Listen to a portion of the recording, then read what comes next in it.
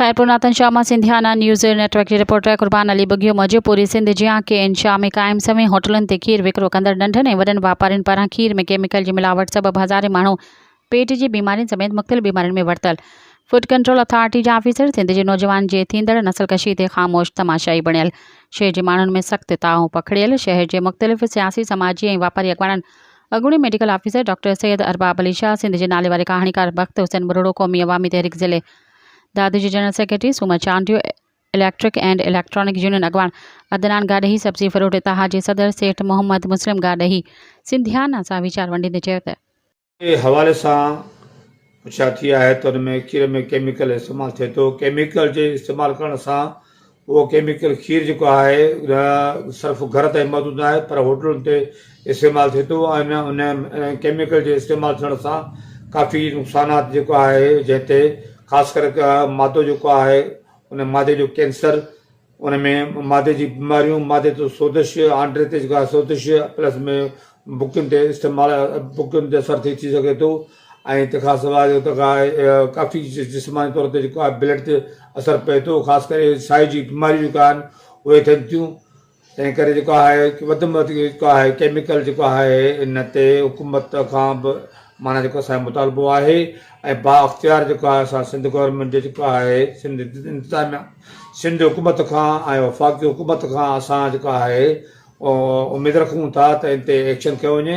उन में बाअसर माण्हू मुलवस शामिल आहिनि। उन में खरबे रुपए जी आमदनी आहे।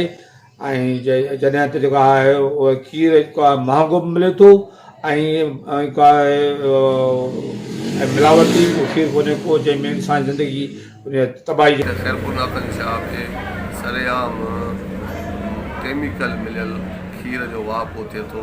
केमिकल मिलियल चांहि जे करे समय जेके होटलुनि ते वेठल माण्हू आहिनि उहे केतिरनि ई बीमारियुनि में मुब्तला थी विया आहिनि। केतिरनि ई माण्हुनि खे कैंसर थी वियो आहे, केतिरा माण्हू हेपाटाइटिस में मुब्तला थी विया आहिनि, केतिरा माण्हू मैदे जे बीमारियुनि में मुब्तला थी विया आहिनि। हर माण्हू को न को दवा जो इस्तेमालु करे थो, को राइस जो इस्तेमालु थो करे, को ॿियूं दवाऊं जो इस्तेमालु थो करे। हर वक़्तु माण्हू जेको आहे सो उन्हनि खे शिकायत आहे त हू मैदे जे मर्ज़ में मुब्तला आहिनि, माण्हू जा हाज़मा ख़राब थी पिया आहिनि, माण्हू मुख़्तलिफ़ जेके आहिनि मौतमार बीमारियुनि में मुब्तला थी विया आहिनि। ऐं इन करे खैरपुर नातन शाह जा समूरा सुजाग जेके दोस्त आहिनि, सियासी, समाजी, सहाफ़ती, अदबी ऐं ॿिया जेके मक़तब फ़िक्र जा माण्हू आहिनि, उन्हनि सभिनी खे इन तरफ़ तवजो ॾियणु खपे ऐं इन ज़हर खां खैरपुर नातन शाह जे माण्हुनि खे बचाइणु खपे। ऐं हिते जेको फूड कंट्रोल अथॉरिटी आहे उहा गैर फ़ाल आहे। उहे को बि जेको आहे सो तदारक ऐं को बि उनजो नथा वठनि। तंहिं करे सभिनी दोस्तनि खे इहा गुज़ारिश आहे त हिन ज़हरीले मादे जे ख़िलाफ़ु सभु उथी खड़ा थियो। खीर निजो ज़हर आहे।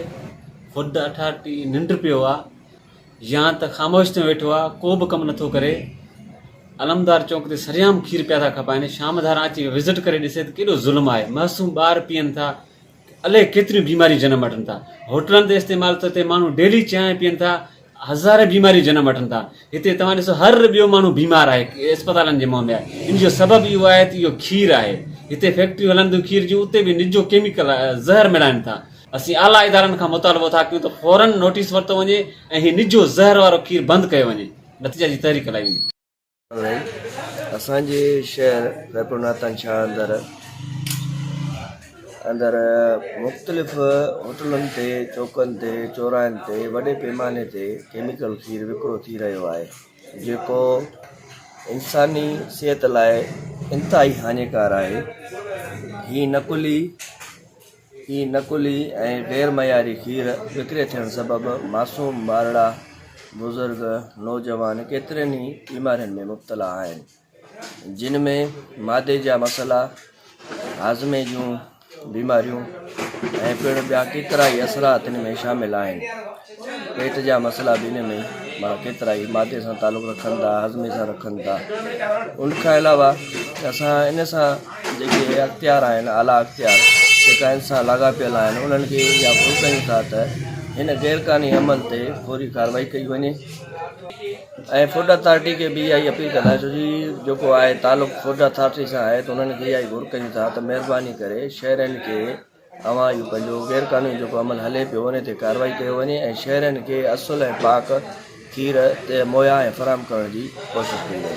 महिरबानी।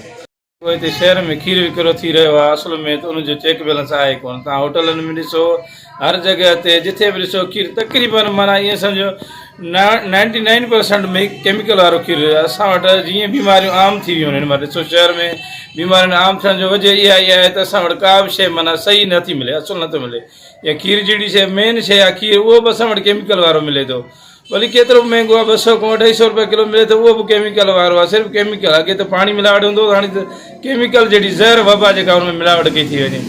पुट ठाठी जहिड़ी शइ कानून त असांखे हिते हिन शहर में कॾहिं उहा शइ नज़र ई न आई आहे। हिते चेक बैलेंस लाइ या ॿी कंहिं शइ असल में थियणी खपे। जिथे बि खीर विकिरो थिए थो या होटलनि ते जिथे बि चांहि ठहे थी उते उहो चेक बैलेंस हुते अहिड़ी शइ कानून आहे ई। ॿारनि खे अपील था कयूं त महिरबानी करे फुतर ठाठी वारनि 5 रुपया वठी बसि करे विया आहिनि, उन्हनि खे चेक बैलेंस जेको आहे ॾियनि। उते जिथे जिथे खीर विकिरो थिए थो उते चेक थियनि, खीर सही आहे, खीर सही न आहे, उते हर जॻह चेक बैलेंस थियणु ज़रूरी आहे। होटलनि ते जिते खीर विकिरो थिए थो, जिते सॼो ॾींहुं असां वटि एतिरी चांहि जी मर्ज़ थी वियो आहे, जेतिरो माना जेतिरो चांहि वापरायूं था उहा सॼो केमिकल जी चांहि आहे।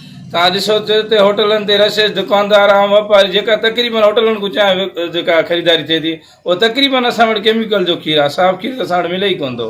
असां आला मर्दारनि खे अपील था कयूं त महिरबानी करे हिन जी जांच शफ़ाफ़ जांच कराई वञे। जिते फुदर ठाठी वारनि खे बि अपील था कयूं त महिरबानी करे हिन जी जांच कयो ऐं शफ़ाफ़ खीर इस्तेमालु थियणु घुरिजे। हुन वधीक चयो त के शाह में क़ाइम समय होटल ऐं खीर विकिरो कंदड़ नंढनि वॾनि वापारियुनि पारां खीर में केमिकल जी मिलावट सबबि हज़ारे माण्हू पेट जी सूर समेत मुख़्तलिफ़ बीमारियुनि में मुब्तला थी विया आहिनि, जंहिं जे इस्तेमाल जे करे सिंध जे माण्हुनि जी नसल कशी कई पई वञे। इन सिलसिले में ज़रूरत हिन ॻाल्हि जी आहे त सिंध फूड कंट्रोल अथॉरिटी जे लाॻापियल ऑफिसरनि समेत तक जे चूंडियल MNA इरफान ज़फ़र अली लगारी ऐं MPA ज़ुबैर अहमद जुड़ेजो खां मुतालबो कयो आहे त केमिकल वारे खीर ते बंदिश विझी अहिड़नि वापारियुनि ऐं होटलनि वारनि ख़िलाफ़ क़ानूनी कार्रवाई कई वञे। ॿी सूरत में शहरी अहिड़े अमल ख़िलाफ़ तहरीक हलाईंदा।